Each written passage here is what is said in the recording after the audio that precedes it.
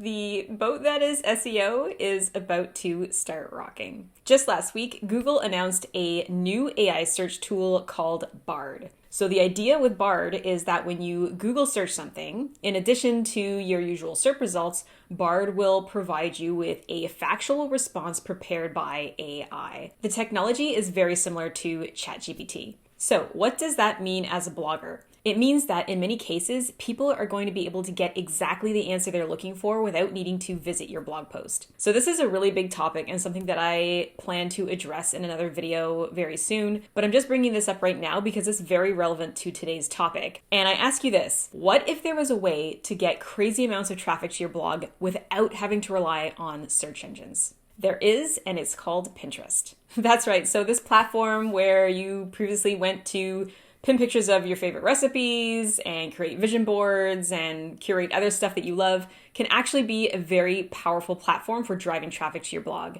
In fact, I would say it's the second best way to drive traffic to your blog after SEO. If you're new to my channel, my name is Corey. I'm a writer, blogger, and content creator, and it's my mission to share with you everything I know about how to make money online with your content and the best tools for doing so.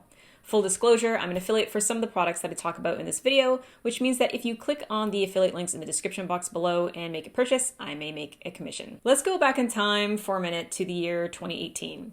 I had just started my first serious blog. I knew nothing about SEO when I started blogging, other than that I knew it was important, so I was desperately trying to learn as I went. But my progress was really slow, and even though this is pretty normal for a new blogger, it was pretty discouraging. And then I discovered Pinterest. Thanks to Pinterest, I was able to start getting traffic to my blog a lot sooner, and actually for the first 2 years that I was blogging, Pinterest made up more than half of my site's traffic. It's nearly 5 years later, and Pinterest still makes up nearly a quarter of my website's traffic. And you know what's really crazy about that? A lot of this traffic is coming from pins that I created years ago. And this is all organic traffic from Pinterest, so you can do this without spending any money on ad pins or any of that. And this is why Pinterest is so powerful for bloggers when compared to other social media platforms. First off, we have the fact that Pinterest is one of the only social platforms that is conducive to click-throughs. And what I mean by that is that on virtually every other social media site, you don't really get to include too many links to your stuff. So for example, on Instagram and TikTok, you get one link in your bio and that's it. YouTube's a little bit better in that you can create as many links as you want in your description box, but they're not in your face. People have to click on the description box to see them. But on Pinterest, every image you pin is linked back to the source, including pins that you create leading to your blog. The second benefit to Pinterest is that it has way better staying power than other social platforms. So for example, you may go viral on TikTok or Instagram or even YouTube, but it's over within a week or two at most. And while you may experience similar viral spikes with Pinterest, there's also opportunity for steady traffic. Hence why some of the pins I created years ago are still driving clicks. And that's because Pinterest really isn't a social media platform so much as it is a search engine. People will type in the topics they're interested in, and Pinterest will provide them with visual results. The other benefit to Pinterest is that it doesn't take nearly as long to start getting traffic as it does with Google. So for instance, there's no sandbox period like Google has where it doesn't rank your stuff because you're new and it doesn't trust you yet. And with Pinterest, you can actually have pins go viral pretty early on. Now, there's a strategy to doing this effectively, and we'll talk a little bit more about that later. But first, I want to talk a minute about the downsides to Pinterest because it is important to know about this stuff before going into it. One downside is that Pinterest traffic can be quite unstable. So I know I just got finished saying that Pinterest sends steadier traffic than other social media platforms, but it still isn't as stable as search engine traffic from Google. So for example, you can have a pin do really well for a couple of months and then it just sort of falls off the ends of the earth and that's kind of it. I also find that with Pinterest, you need to be consistent. So it's not like Google where once you rank, you can just sort of leave it alone and come back once a year and update it. No, you have to pin consistently, especially in the beginning as you're building up your account. Lastly, the quality of traffic that you get from Pinterest tends to be not quite as good as Google traffic. And what I mean is that users that come from Pinterest are less likely to convert. So they're less likely to buy products you're an affiliate for or your own digital products, or even sign up for your email list. Pinterest users also tend to have a higher bounce rate. And this is because Pinterest users are a little more casual than Google searchers, right? So when people find your site through Google search, they are looking for your content. Whereas Pinterest searches tend to be a little bit more broad. They might be looking up for recipe ideas and then come across your recipe for vegan cookies. And then they might check it out quickly, but then they weren't actually looking to bake vegan cookies, so they bounce really quickly and pin it to visit later. So if you monetize with ads, you'll probably find that your RPM is a little bit lower with Pinterest traffic because they aren't sticking around as long. All that said, it's definitely worth the effort to establish Pinterest traffic to your blog. And to that end, I'm going to give you a high-level overview on how you can get started. The first step is to set up a Pinterest account for business. So to do this, you set up an account like you would a personal one, and then you're going to have the option to convert it to a business account for free. If you already have a personal account that has all kinds of different topics on it, I would suggest starting a brand new account. And that way you can just sort of start fresh and start with boards that are directly related to your niche. The business account gives you access to extra reporting tools and allows you to link it with your website. The next step is to enable rich pins. So rich pins are a type of content that syncs your blog information with the pin.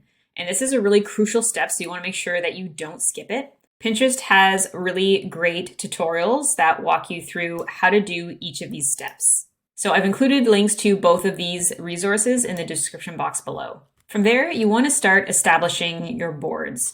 So boards are a way of creating separate categories for all your pins. And the idea here is you want to create boards that are related to your niche. So for example, I have a bunch of different boards here related to fitness for my fitness blog. And ideally, you want to create boards for each sub-niche. So for fitness, I have fitness weight loss tips, I have workouts for beginners, home gym, etc.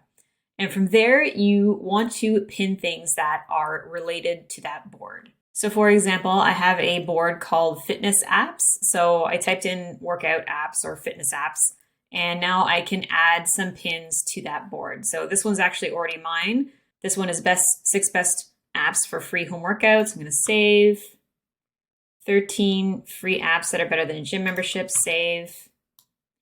And you're just going to start adding relevant pins to your boards. And then once those boards are well established, you can start pinning your own pins there. And to create your own pins, I use Canva. So if you have watched any of my videos in the past that have anything to do with graphic design, then you see that I use this website for everything. And it's great because you can use it for free, and there are a ton of templates for creating pins. So all you have to do is type in Pinterest and then click on Pinterest pin. And now you're going to find hundreds and hundreds of different templates that you can use. But my recommendation is that you are going to customize these templates as much as you can, because the key to success on Pinterest is to create really eye-grabbing pins that stand out from everyone else's.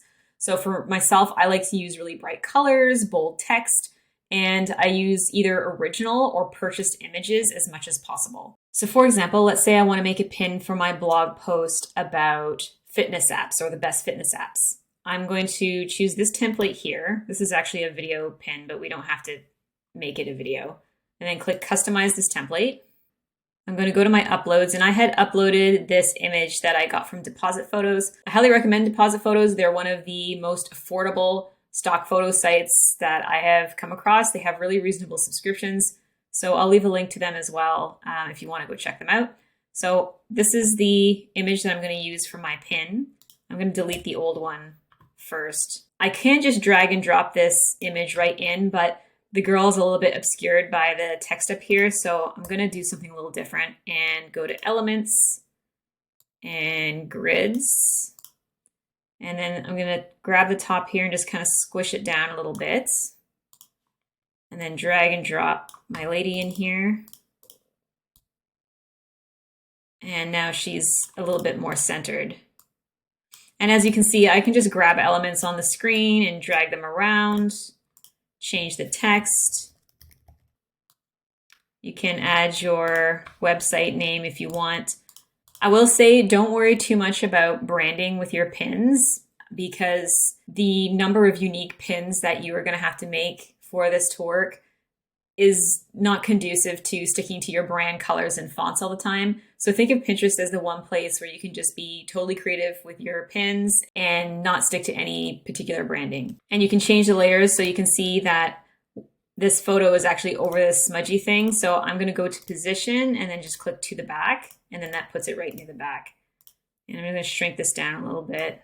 Now you're going to notice on the templates, the text or the titles of these pins are always pretty drab, but the text on your pin is really important. You really want to think of it like a headline, like the kind of headline you would use on Medium, for example. So it has to be really eye-grabbing and get the user's attention and drive the click. So I'm just going to make this box a little bigger. Best fitness apps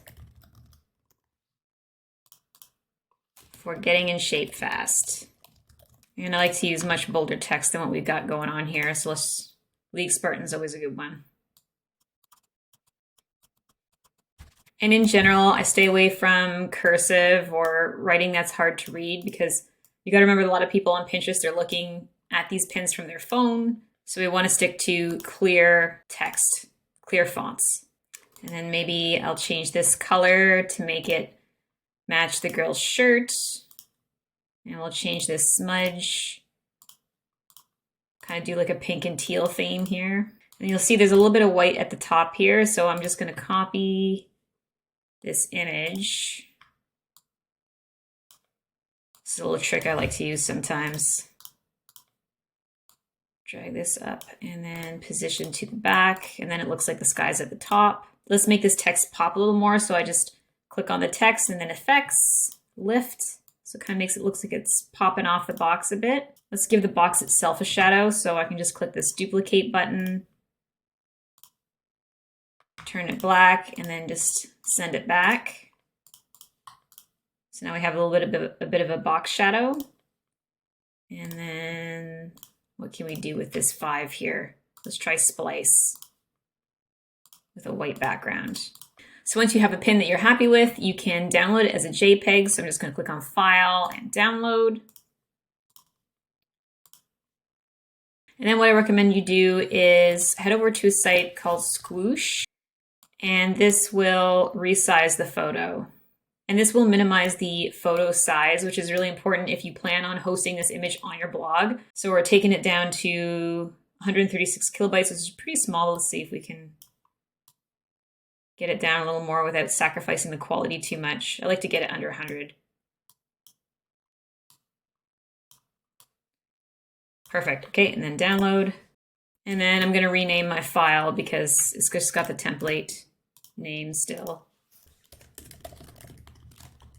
All right, so from here we have 2 different ways to pin the image and link it to your blog post. The first option is to upload it directly to your Pinterest. So to do that, you would just go to Create and then Create Pin. And then you would upload your pin and then you put in your description and then the destination link. So here's where you would put in the link to your website so that when people look at this pin, they can click through to your website. The other way to do it is to embed the image directly into your blog post. So I always like to make sure I have at least one pinnable image on my blog posts because it encourages anyone who visits the page to pin the image on their Pinterest, which can in turn drive more clicks. So I already have this pin that I created a really long time ago, but I can add another one. Let's just go down to the bottom. So this is one I created a really long time ago. Let's get rid of it and add a fresh one. This blog post was written back before Gutenberg existed, so you can see everything's sort of still in the classic mode. But I'm just going to add a new block and do image.